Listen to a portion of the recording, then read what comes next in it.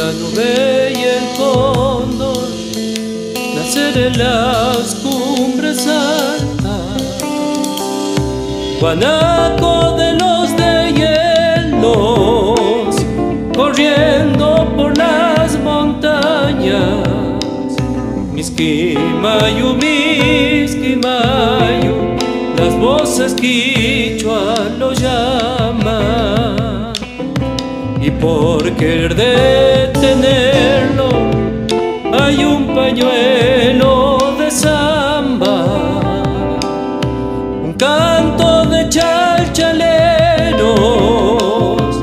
y una luna tucumana.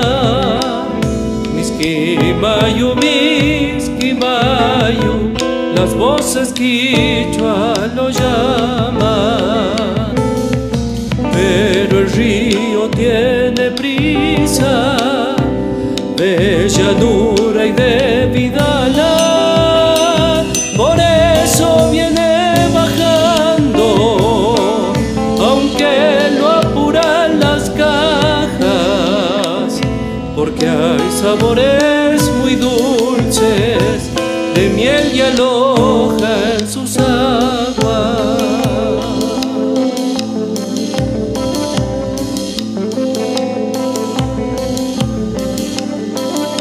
Después las blancas salinas, tierra sedienta y amarga,